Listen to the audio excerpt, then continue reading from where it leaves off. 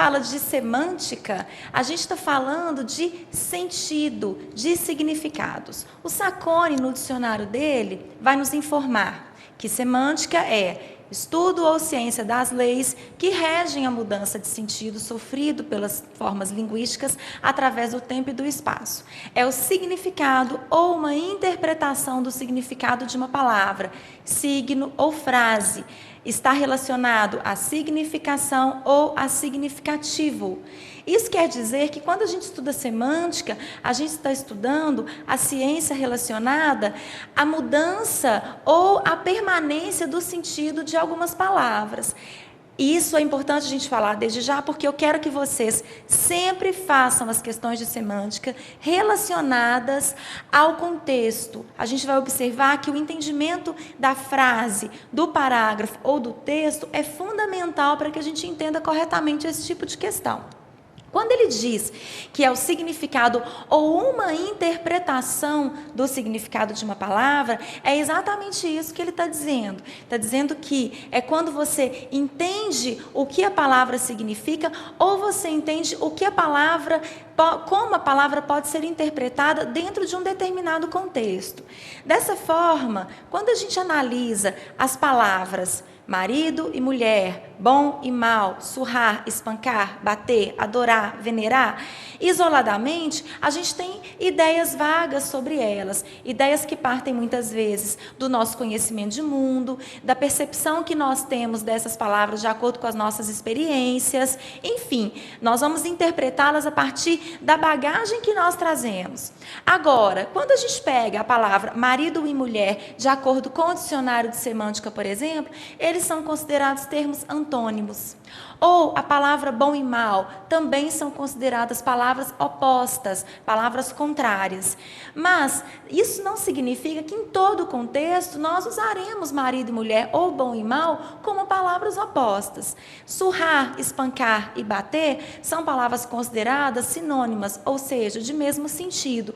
Só que quando você escuta que alguém surrou alguém, que alguém espancou alguém, ou que alguém bateu em alguém, você não percebe uma diferença de sentido? Pois bem, então a semântica lida com isso. Imagine que o seu namorado ou a sua namorada te adore ou te venere. Qual que será a diferença?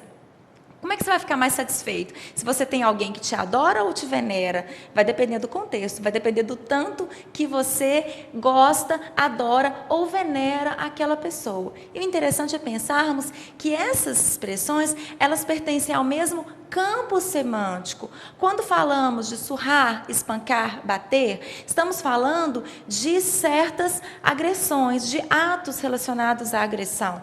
Quando falamos de adorar ou venerar, estamos falando de sentimentos, de devoção, de amor.